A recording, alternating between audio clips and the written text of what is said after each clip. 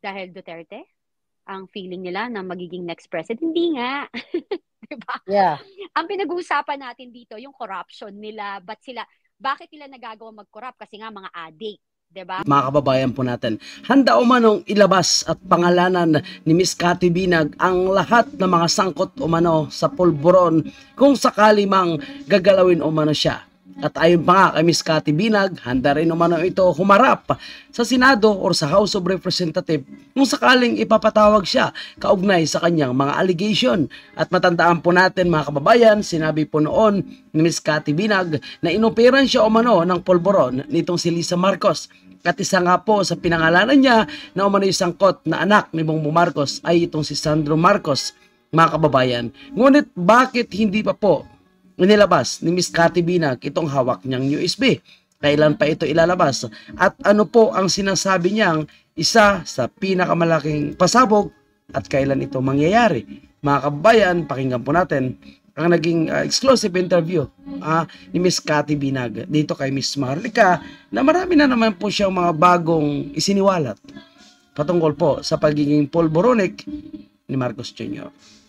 Cathy Binag telling to the whole world na na-witness mo, hindi hearsay witness, but na eyewitness na inabutan ka mismo ni Liza Araneta Marcos ng pulburon o inalok ka niya pero tumanggi ka.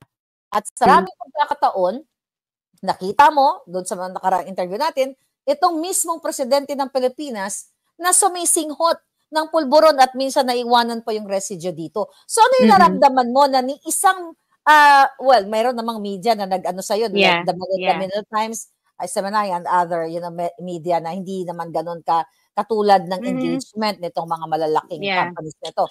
So anong naramdaman mo na ikaw, ang usapin ay pareho lang nagkukwento ka about sa first family, now the sitting president.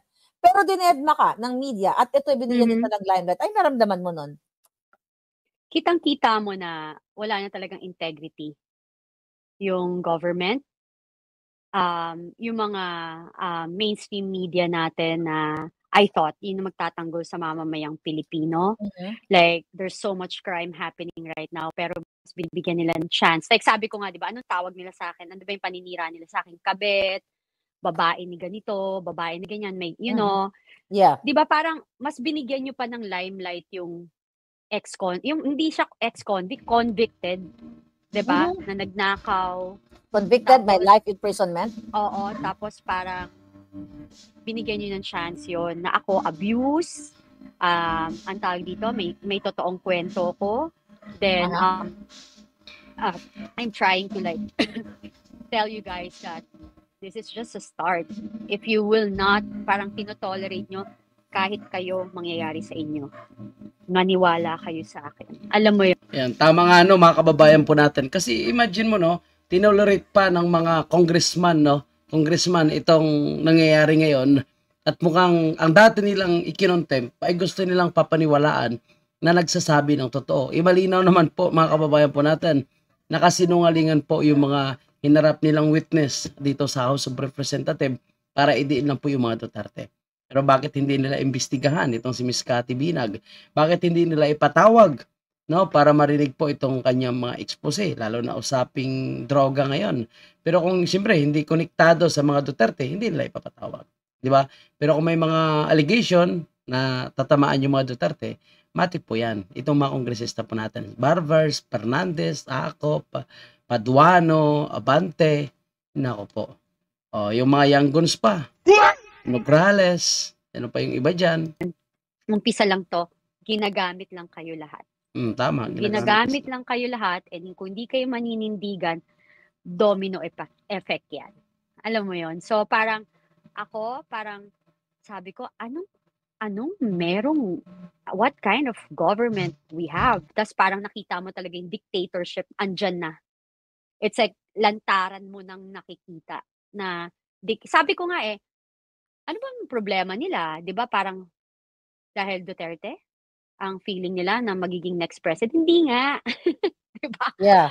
Ang pinag-uusapan natin dito, yung corruption nila, bakit sila nagagawa mag-corrupt? Kasi nga mga addict. 'di ba? Yes. Kasi user nga, 'di ba? Kasi hindi na nga yung presidente natin nagpapatakbo ng gobyernong 'to. Kasi nga mga corrupt yung mga kasama niya. 'Di ba? Obvious naman Mhm. look at that, what happened to health yung ano natin, PhilHealth natin, 'di ba? Nag-iiyakan na nga yung mga doktor.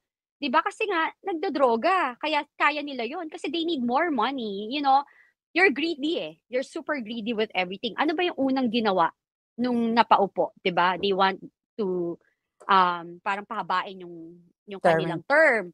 Second to that, pinaayos agad yung Goldenberg, party agad. Yeah. 'Di ba? Party agad. I'll talk Yan. about party later. So, tamang-tama, tumpak na tumpak po itong sinasabi ni Miss Cathy Binag na agad pinaayos itong Golden Verge. So, baka hindi alam ng ating mga kababayan, ang tinutukoy po ni Miss Cathy Binag na Golden Verge, ito po yung panahon pa ng Spanish, no? Na pina-restore daw ni Lisa Marcos sa halagang 1 billion. Para may party-party lang sila diyan mismo sa Malacanang. Tapos may pa-concert pa. Anak ng baka, no? Samantala, marami yung naghihirap, no? Marami yung mga binaha, no? Hindi nila binigyan yun ng opportunity na makatikim man lang ng pera ng taong bayan, no? Samantala sila tuloy-tuloy ang parte. Tingnan nyo, pinupukusan ba nila ngayon yung mga binaha, yung natinamaan dahil sa hindi nila pagpapa-implement ng flood control. Samantala nakapokus sila sa paparte-parte. Highlight natin ang gusto na si Marcos Jr. at yung ex-partner ay talagang, sumisingot ng pulburon. At also, itong si Lagdameo, di ba?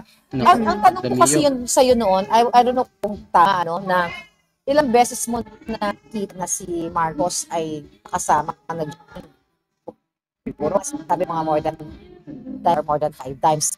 Si Lagdameo, nga pamangkin siya ng ex-partner mo. Si Anton Lagdameo, na Special Assistant to the President, and may money, through taxpayers. Kaya sinasabi mo din na nakita mo na nagpupulburon. Si Anton Lagdameo, mas madalas mo ba nakikitang nagpupulburon? Oo naman, kasi kasama nila yun. Alam mo kasi, pag nagpupulburon sila, they go to CR or pag nasa bahay, andyan lang, parang harapan lang sila. Hindi ko man sila nakikita ng face-to-face. Yun nga yung sinasabi ko, even kay BBM, di ko siya nakikitang face-to-face. Pero nakikita ko, nandyan, sa side mo, andun sa isang area, alam mo yon. Then, At sumisingot at nakikita mo may mga oo. residue At pa. saka, they don't care eh. They don't really care. Tapos, talaga, syempre, they feel comfortable kasi they feel safe. Diba? They feel safe. Like, ang feeling na nasa territory nila eh. Ano yung ganun? Kasi know each other. Kasi yun yung, Oo. kumbaga part of their system. Parte Yeah, na ng buhay nila since bata pa sila, di ba? And alam mo, it's an open book. Everybody knows about it. Like, in the society, sa gimmick, everybody knows about it. They're not ashamed about it. Like, Sa ating panawagan na mag-hair follicle test. mhm. Kaya nga, Kathy, di ba, tama ba na kung talagang itong hearsay witness nila na hinugot mula sa kulungan at pangalanan, okay, itong sila Pulong Duterte at sa Manscarpio, na sinabi daw sa kanya, okay, na mag-ingat ka dyan. Huwag mong babanggitin ang pangalan ng mga yan kasi magugurgur ka. Okay? Mhm. So, di ba ang layunin nitong para ma-resolve ang problema na sa bayan ng pulburon o illegal na asin. Mhm. Pero bakit nga ayaw kang ipatawag? Kung gusto nilang talagang puruhan ang mga Duterte, dapat pupuruhan din nila ang current, ang sitting president. Mhm. Kasi That's true. kung tutuusin, hindi na threat ang ipagpalagay na natin na kunyari totoo yung kasinungalingan ng hearsay witness, right? Mag-agree ka sa akin. Sige, nangyari yon, then let them panagutin sila. Pero ang pinaka-importante ngayon, si Martin Araneta, okay, na kapatid ni Zatanas, na napangalanan yan ng NSC, I don't know if you're familiar about that, ni Clarita Carlos nung siya ay nakaupo pa sa National Security Council. Then, ito, statement mo, ayaw nila ipatawag. So, they're really selected, di ba? This is a double standard government and leadership. And I'm so glad na magkakaroon ng eleksyon. Alam niyo ho yun, na magkakaroon ng bagong botohan. So, At least nakikita ng tao. Sabi ko nga sa'yo, may way ang Diyos para ipakita kung ano yung dapat.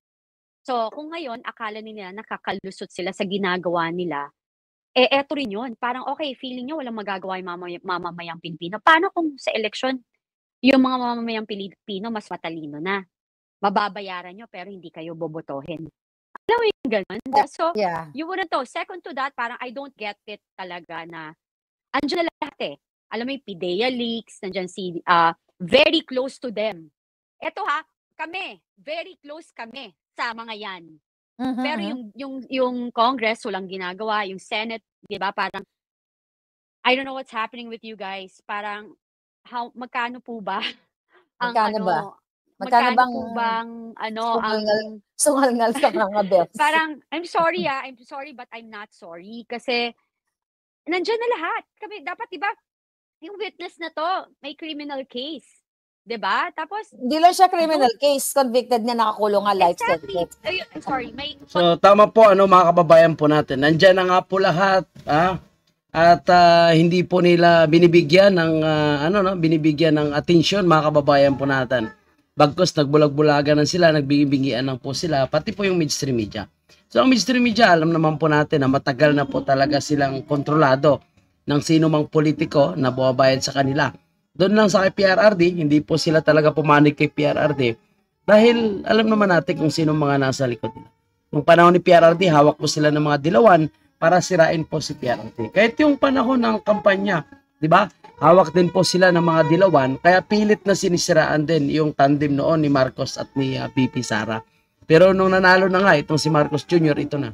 So sila po ay naging parte na ngayon ng grupo nitong Marcos Jr., parte na kumbaga sa mga propaganda ngayon. Kasi tingnan nyo, yung mainstream media, ilan lang ba yung pumansin? Isa lang, Manila Time lang, dahil po kay Bobby Tiglao. Pero ngayon tingnan nyo yung sa kwento po ni Jimmy Guban. Napakarami po yung pick up, hina-highlights pa. Siyempre Duterte po yung pinaka-highlight, sasabihin nila, Duterte sangkot umano sa droga. So makakahatak sila ng kanilang propaganda na naman. So actually, itong mga accusation, kagaya nito accusation kay Congressman Pulong, kay Mans Carpio, kay PRRD, kay Senator Bato, wala naman talaga itong mapupuntahan. Hindi naman talaga ito mapapatunayan. Dahil walang ebidensya, yung testigo po is mahina yung credibility, talagang convicted na Ang gagamitin lang po nila. Kasi yan, convicted naman yan. Kahit magsinungaling yan, hindi mo pwede ikulong kasi nakakulong naman Di ba? So okay lang sa kanila. Di ba? At ngayon ang mga congressman parang uto-uto o naging sunod-sunuran. Uto-uto ba o talagang parte po sila ng black propaganda against po sa mga Duterte. Sana po may magising, may umalma at bigyan sana ng tsansa po na tanungin din po itong si Miss Cathy Binag kung ano po ang kanyang patunay. Bakit patuloy niya po ito na ini-expose. Diba? Malay natin, dyan po ilalabas ni Miss Cathy Binag ang laman nitong USB na nagpapatunay na umano'y si Marcos Jr., si Lisa Marcos, Sandro, at sino pa, yung kanyang mga kaibigan ay sangkot umano sa pulburon o sa paggamit ng pulburon. Iyon po mga kababayan natin. So abangan po natin dahil marami pang pasabog si Miss Cathy Binag. At tuwing may interview ito, so marami po siyang nare-recall na mga impormasyon. Kaya naikikwento niya na naman ito kay Miss Maharlika. So hanggang dyan lang po muna mga kababayan po natin. Para sa karagdagang update, huwag kalimutan mag-follow, mag-subscribe sa ating social media platform. God bless everyone. convicted na life sentence, mali